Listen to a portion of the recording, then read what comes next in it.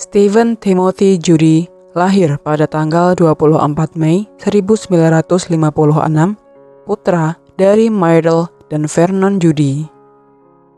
Sebagai seorang anak, ia dibesarkan dalam takdir yang mengerikan, terjebak di antara kekerasan, pornografi, alkohol, dan kriminalitas. Ayahnya memiliki catatan kriminal karena menyerang ibunya. Judy sebagai anak kecil harus menghadapi realita kejam di setiap harinya. Suatu sore, ayahnya pernah memergoki ibunya berselingkuh dan terjadi pertengkaran hingga akhirnya ayahnya membunuh anjing peliharaan mereka. Selain itu, Judy juga pernah melihat ibunya menodongkan pistol pada ayahnya dan mencoba menembaknya. Itu adalah masa-masa yang buruk bagi seorang anak. Tak heran, hanya ada kekerasan yang ada di dalam kepalanya. Ia mulai berani melakukan tindak kejahatan kecil. Judy pernah tertangkap basah membakar garasi tetangga dan menikam teman sekelasnya dengan sepasang kompas. Ketika berusia 10 tahun, dia mulai mengejar siswi SMA. Dia akan mendorong mereka ke tanah dan mulai mencabuli mereka. Pada usia 13 tahun, Judy berpura-pura menjadi anggota pramuka. Ia nekat masuk ke rumah seorang wanita, lalu memperkosanya dan kemudian mencoba membunuhnya dengan pisau lipat. Tapi sayang, pisau lipat itu patah sebelum dia bisa membunuh wanita itu. Ia pun menghantam kepala wanita itu dengan benda tumpul yang berhasil membuat tengkorak wanita itu retak. Selain itu, Judy juga memotong salah satu jari korbannya. Di persidangan, Judy awalnya mengklaim jika dia tidak ada hubungannya dengan penyerangan itu. Setelah para penyelidik mengungkit insiden masa lalunya, dia pun mengaku tidak waras. Dia dinyatakan bersalah dan dijatuhi hukuman 6 bulan di pusat penahanan remaja dan kemudian dikirim ke rumah sakit jiwa. Di rumah sakit, ia menerima perawatan untuk diagnosisnya sebagai psikopat seksual. Setelah dibebaskan, Judy ditempatkan di panti asuhan. Lalu tak lama dikirim untuk tinggal bersama Robert dan Mary Kerr yang tidak mengetahui tentang sejarah Judy.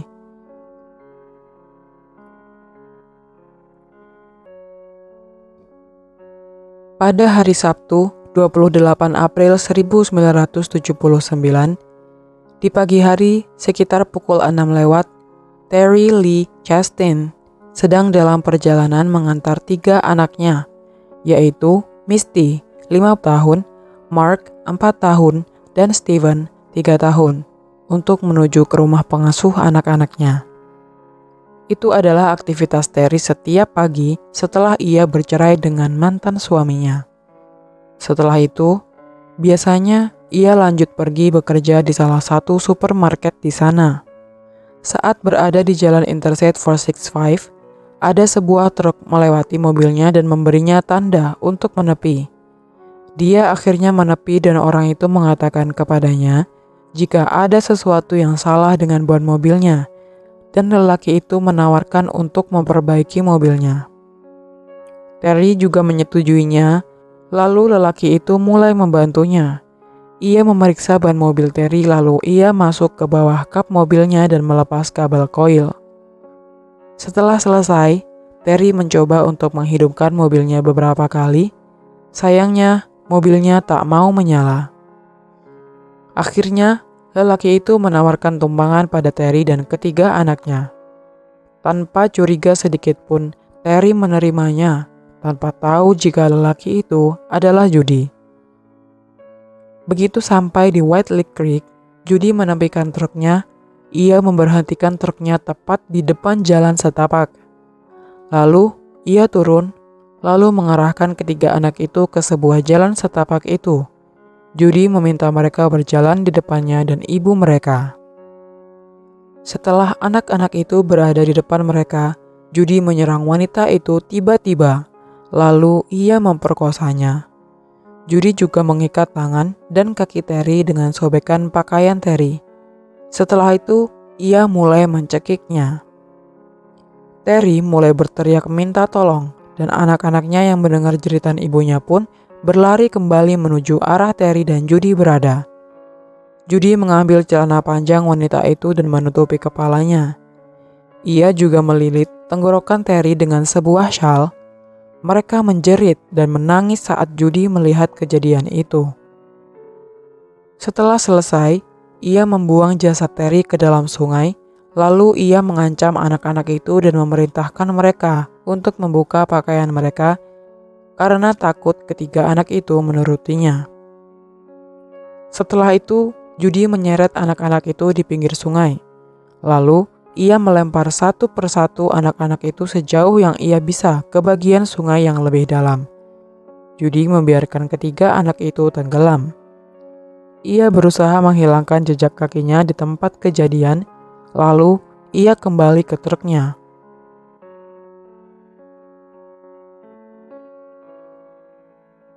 Pada hari Sabtu, pagi hari, tanggal 28 April 1979, tiga pria yang sedang berburu jamur liar menemukan tubuh seorang wanita dengan keadaan telanjang di White Lake Creek, dekat State Road 67 dan Mooresville di Morgan County, Indiana.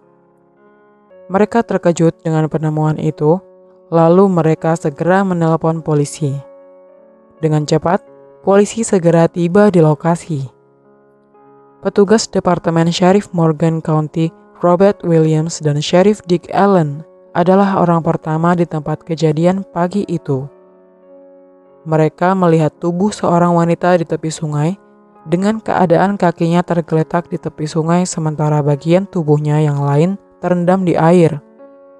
Keadaannya telanjang, dengan tangan dan kakinya diikat dengan sobekan dari pakaiannya sendiri, dan kepalanya ditutupi dengan celana panjangnya. Dia telah disumpal dan dicekik dengan potongan kain lainnya. Tak lama, petugas lain menemukan 3 jasad anak kecil yang mengapung di sungai. Menjelang sore hari, keempat mayat telah diambil dari sungai. Polisi menemukan sebuah buku bank di mana mereka menemukan nama lengkap dan alamat korban di Indianapolis. Dia adalah ibu dari 3 anak, Terry Lee Chastain, 22 tahun, yang tinggal di Indianapolis bersama pacarnya, Jack Lane. Polisi menghubungi Jack dan meminta untuk datang dan mengidentifikasi mayat. Dia merasa ngeri mendengar berita itu dan menjelaskan jika Terry mengendarai Ford Granada 1978 merahnya pagi itu. Dalam perjalanan ke White Lake Creek di Interstate 465, Jack melihat mobil Terry ditinggalkan di Interstate. Polisi mendereknya pergi untuk pemeriksaan lebih lanjut. Pemeriksaan forensik mengungkapkan bahwa Terry telah diikat dengan potongan pakaiannya sendiri, diperkosa, dan akhirnya dicekik. Anak-anaknya semua meninggal karena asfiksia akibat tenggelam. Polisi melanjutkan investigasi terhadap kasus ini. Mereka banyak menginterogasi orang-orang yang tinggal di dekat lokasi.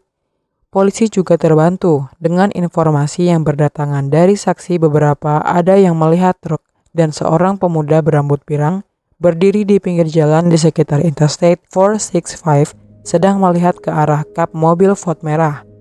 Setelah dicocokkan, mobil itu sama seperti mobil milik Terry.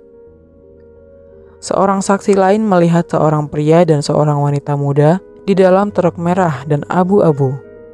Ada juga yang melihat seorang pemuda berambut pirang dan wanita muda beserta 3 anak kecil sedang menuruni jalan setapak di daerah Creek dengan truk berwarna merah dan abu-abu perak menepi di pinggir jalan.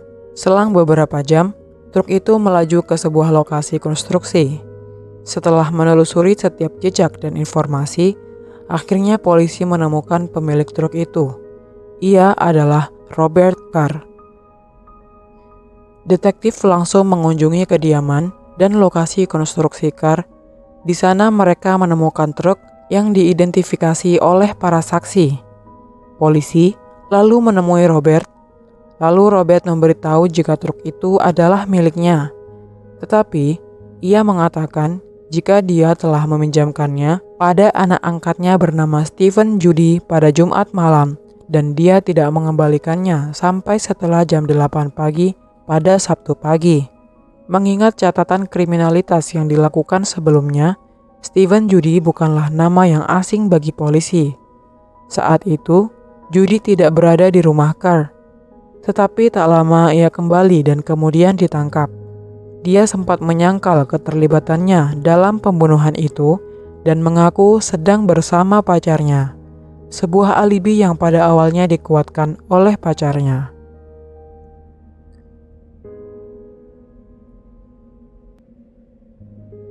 Judy kemudian akan menceritakan karir kriminalnya dengan mengatakan, dia telah terlibat dalam sekitar 200 insiden pencurian, perampokan dalam jumlah yang sama, 20 hingga 50 perampokan, sekitar 24 pencurian mobil, dan dari 12 hingga 16 pemerkosaan.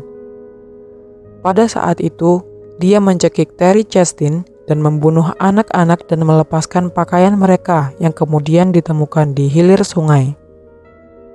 Penangkapan Judy memicu kemarahan dan kegegeran media yang nantinya akan berlangsung selama 2 tahun ke depan.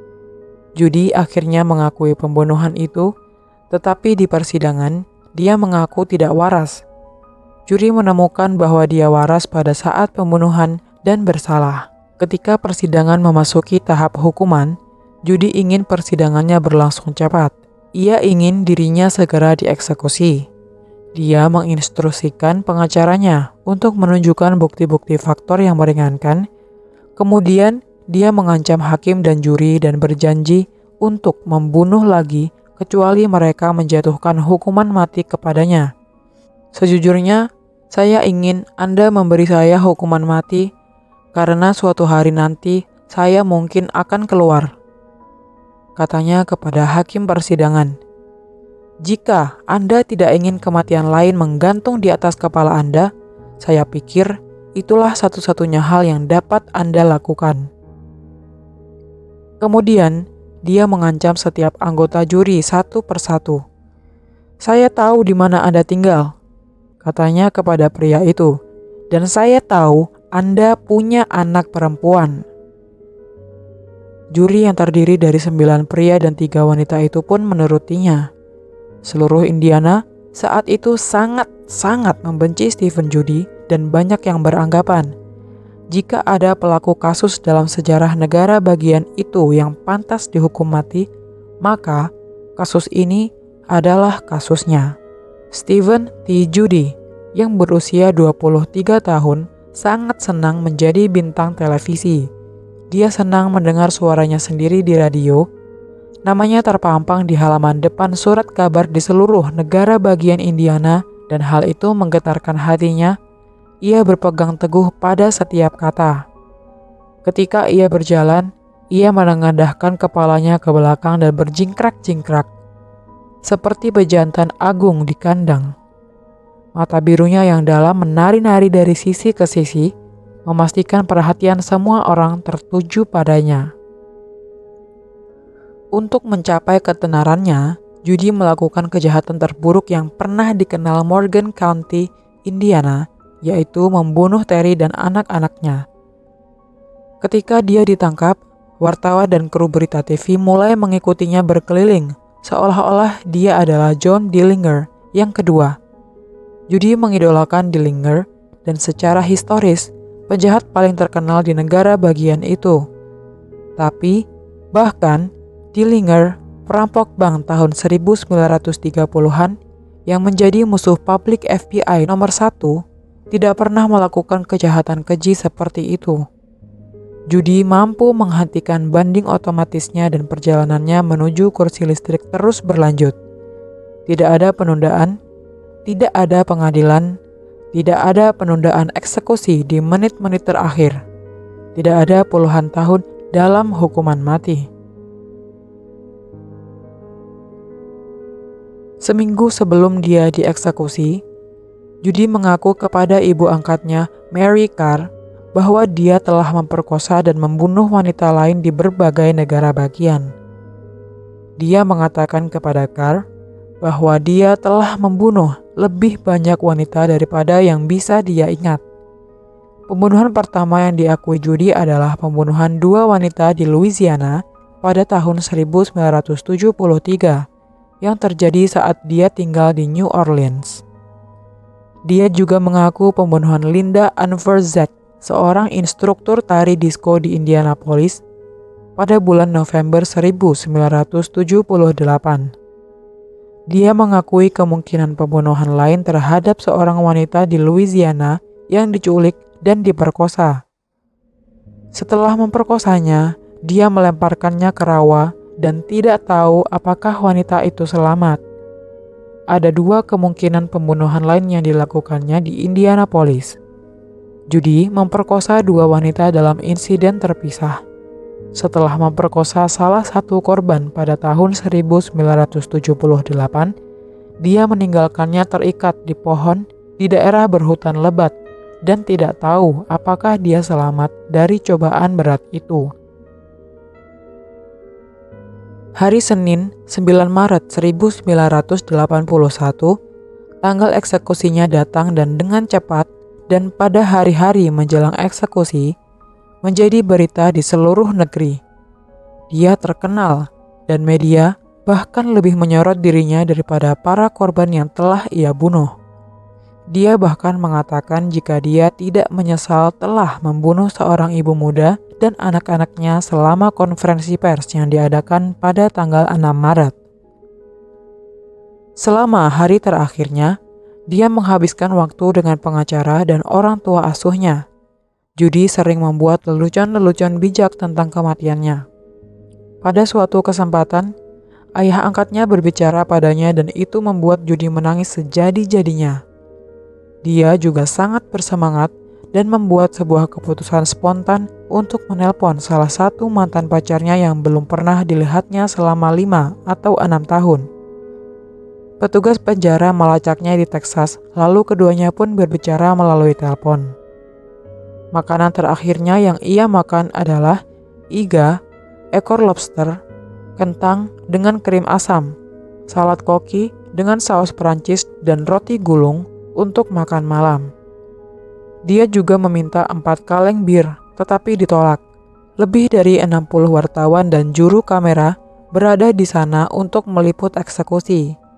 Judy akan menjadi orang pertama yang dieksekusi di Indiana sejak Richard Kiefer dieksekusi pada 15 Juni 1961. Judy diberi suntikan 10 mg Valium.